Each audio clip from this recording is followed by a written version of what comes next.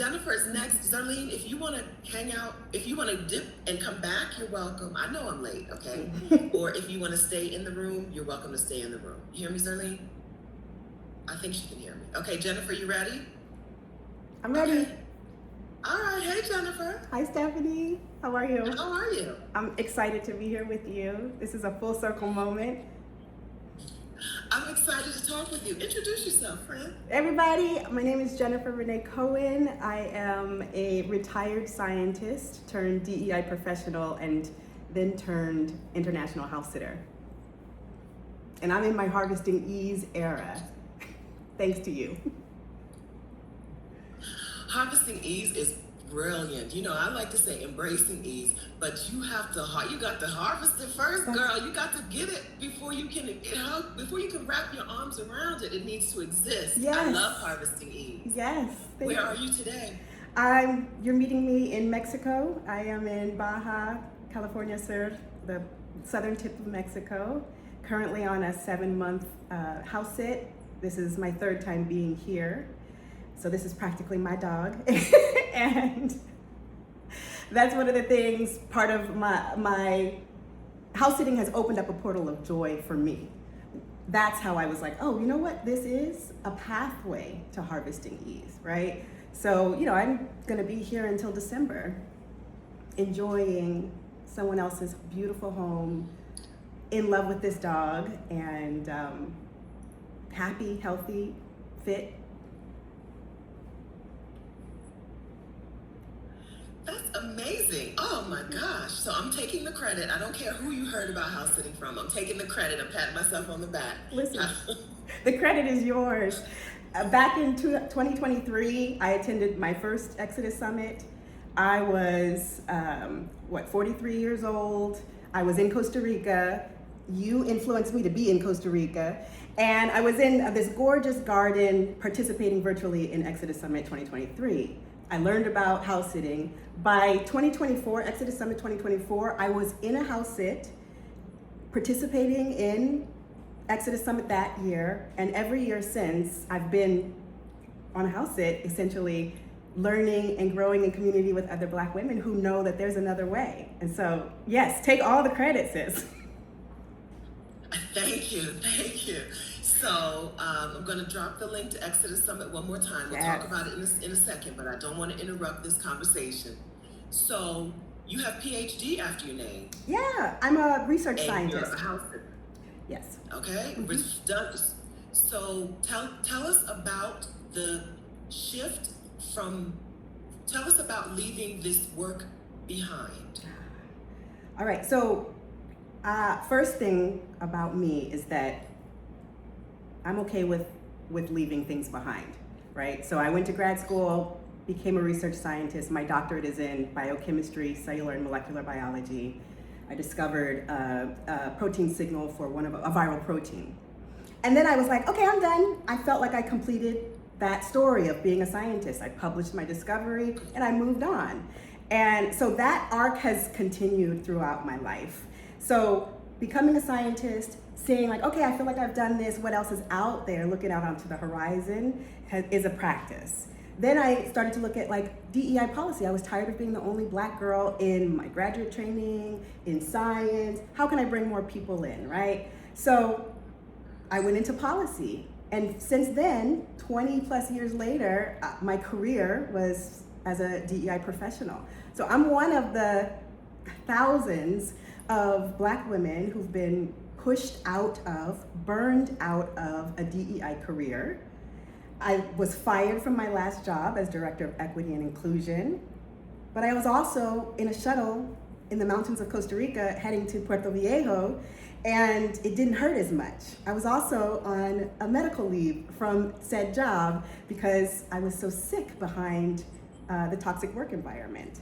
And so it gave me space, traveling and house sitting, gave me space to be able to think about what does it look like for this to be the foundation of what I move forward, that I no longer have to have struggle as the foundation of what my purpose is, like DEI, because I had such a challenging time feeling like I belonged and that I was included. I devoted myself to making spaces that were more equitable and inclusive for other people.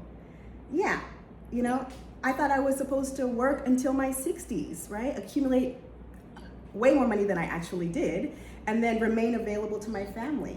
I'm an elder daughter, I'm a solo traveler, I don't have any kids, and by default, a lot of the parent care and, you know, being number one auntie fell on me.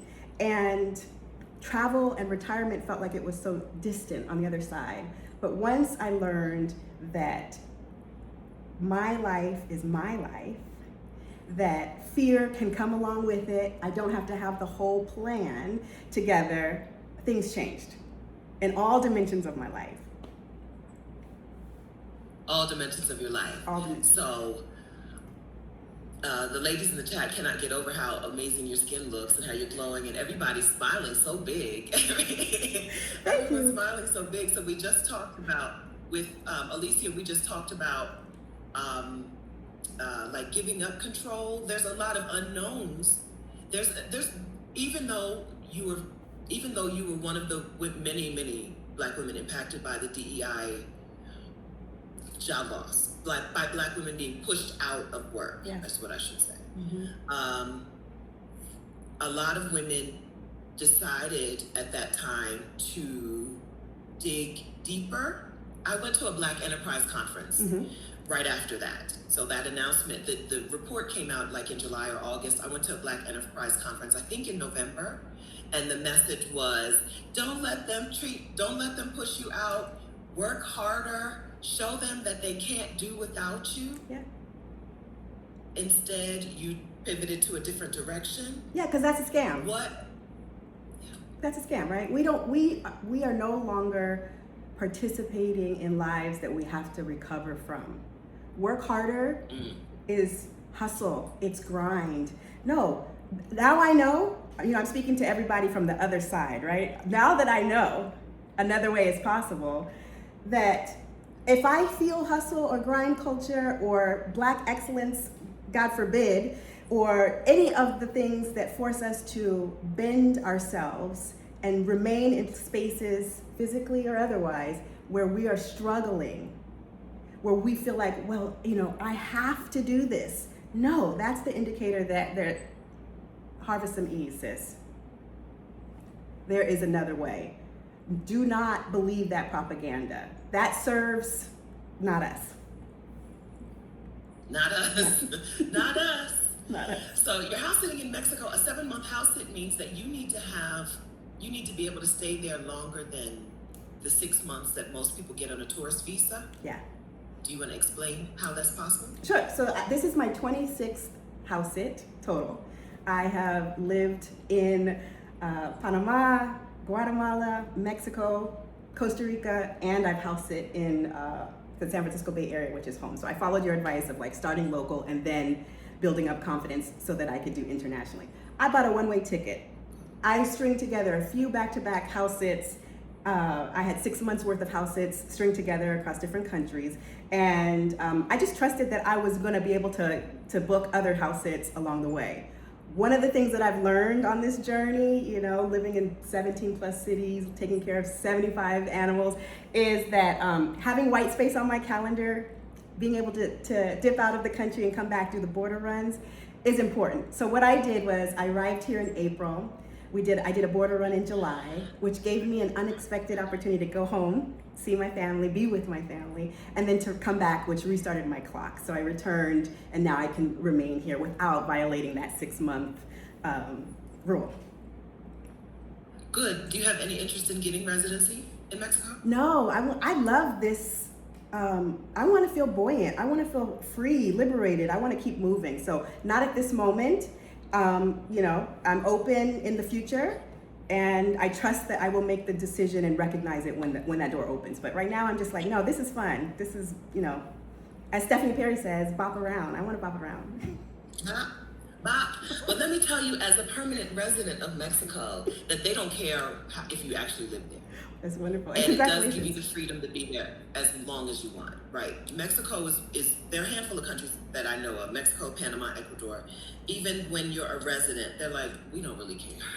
We don't care if you live here or how long you stay. I think also Costa Rica. They don't really care. So if you're interested in not having to do those runs back and forth, Mm-hmm. you may want to go ahead and get residency, girl, because because requirements continue to change. You didn't ask me that. You didn't ask me for my information. I'm generally not a person who likes to receive unsolicited advice, No. but I will give you unsolicited.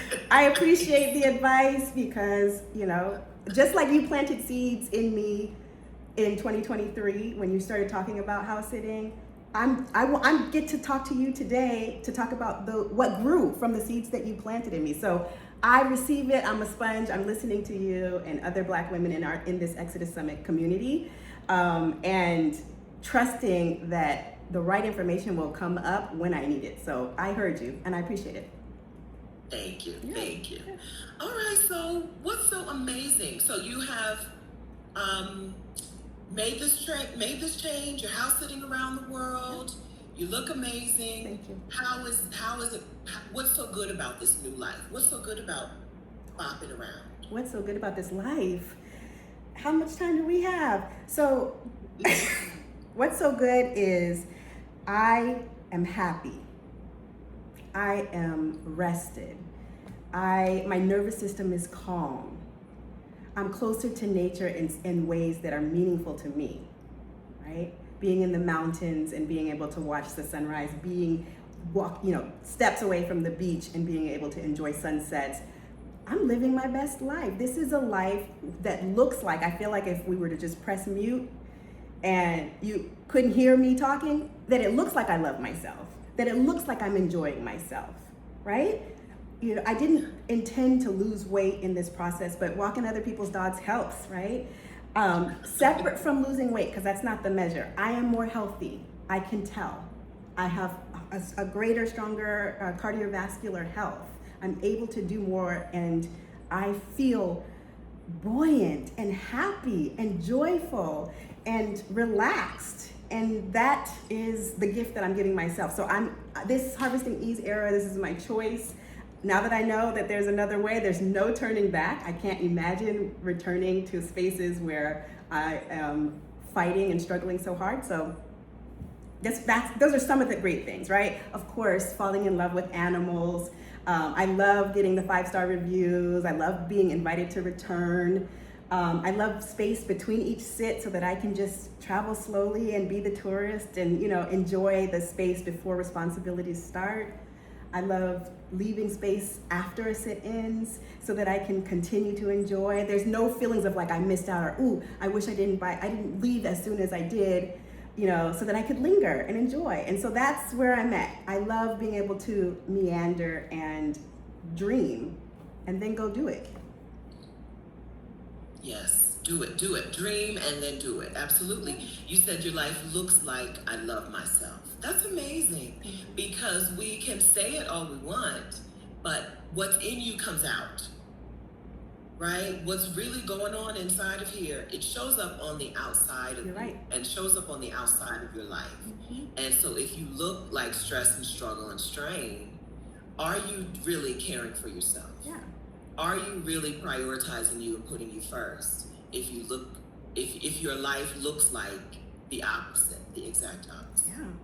So, I thought that I was too late to start this traveling. I'm 46 3/4. And here I am, you're asking me, do I want residency? I was like, I don't know. But I thought I was too late because I was still measuring my readiness, to take the leap and leave the United States through the same rules of the life that was harming me. So, I looked like I was in harm.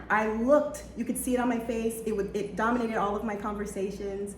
And life has changed. Life is easier.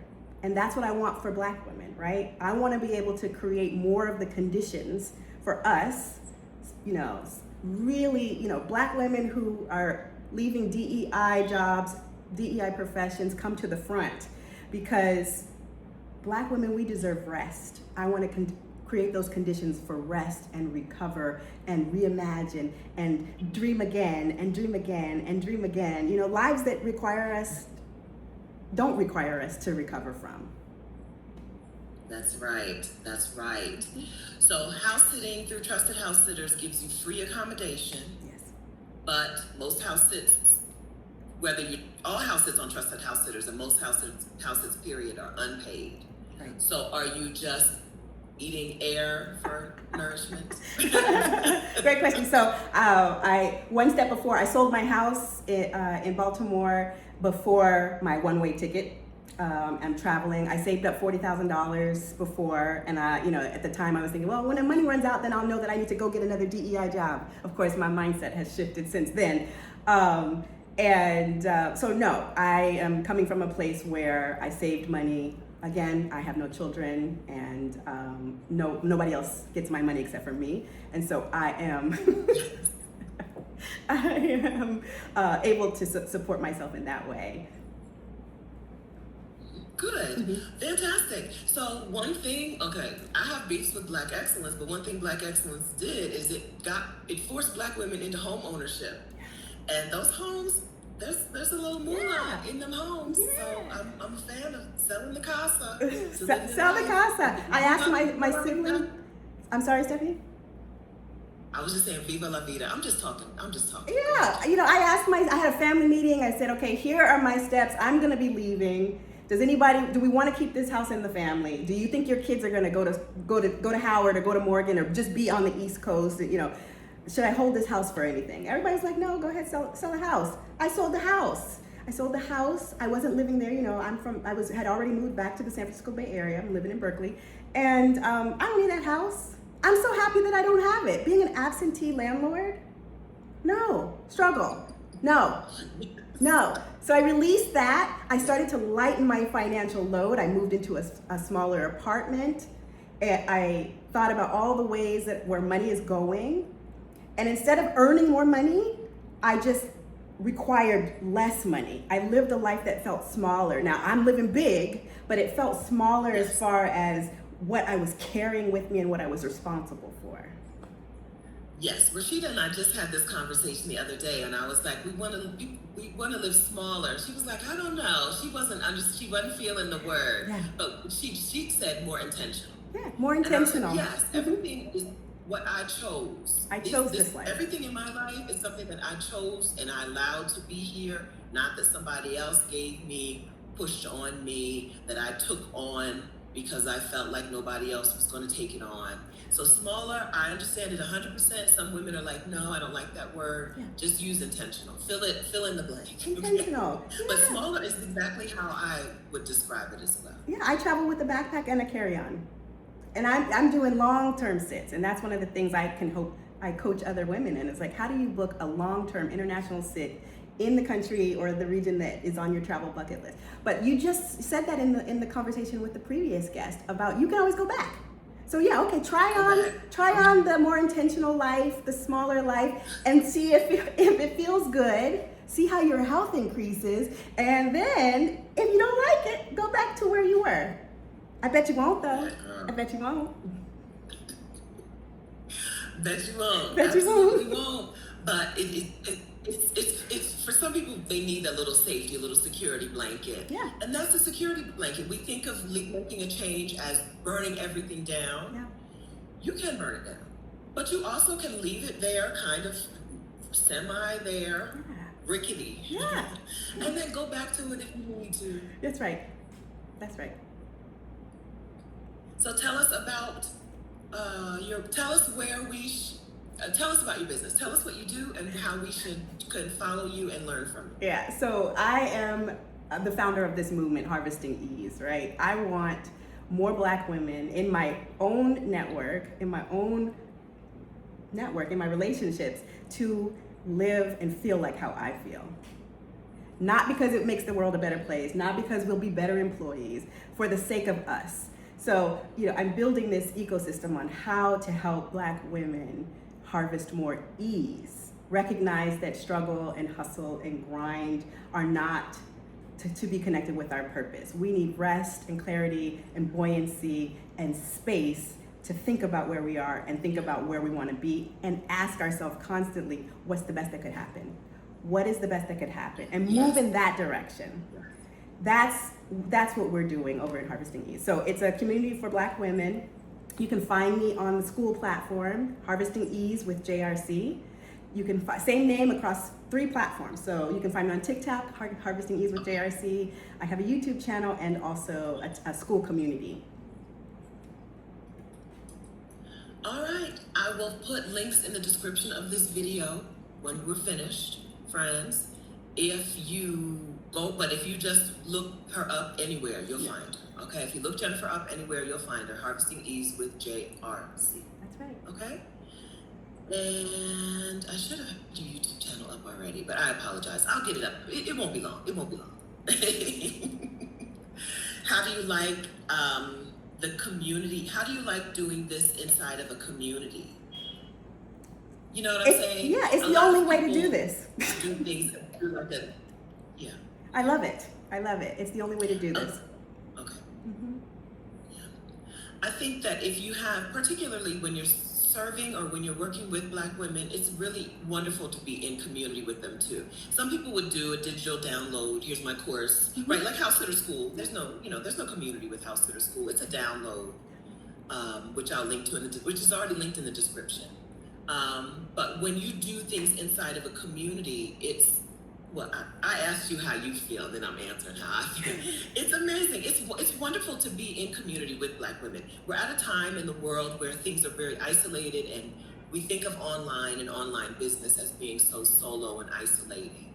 But being in community with people is amazing. It's top tier. It's fantastic. That's the only way I want to go, with a Black woman. That's it. Yeah. Yes. Okay, Jennifer, anything we didn't talk about while I think Zerlene is ready for us. Is there anything that we didn't talk about that you wanted to add into the conversation today? I appreciate you, and I am extending an open door to the woman who heard what we were talking about and said, this is for me. Come harvest ease with me, sis. Let's do it. Together, okay. together. So you can't embrace ease until it's harvested. Yeah. Okay, we got to grow it. We got to have it in our arms. I really love this name. I really love the name. Thank you. Thank you for the opportunity, Stephanie. This has been a joyful experience for me.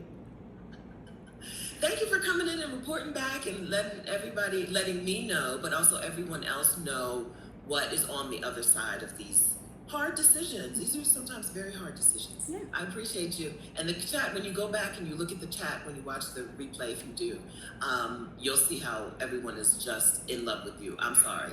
Y'all, leave her alone. Sending love back to everyone. I'm so happy. You have the best community. Amazing. It's true. Yeah. It's true. I do believe that as well. Thank you. Nice to see you. I'll see you over in the Heartbeat community. That's right. And hopefully I'll see you sometime soon. Maybe our houses will cross paths sometime soon. I would love it. Take good care. You too. Thank you. Thank you. All right, Zerlene, are you ready? Ready? Okay. I'm going to pop you up on the screen. Okay. Hey. Good morning for you. So, yeah, it's morning for all of us. Good morning.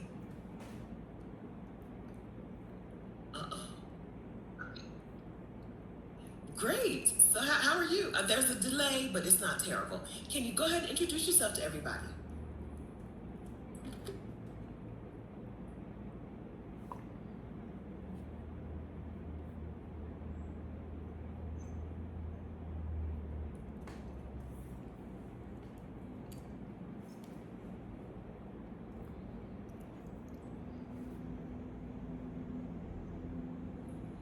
Mexico, Baja California Sur is being well represented today because that's where Jennifer is. I don't know if y'all know each other, but I need to make sure that y'all connect somehow while she's there.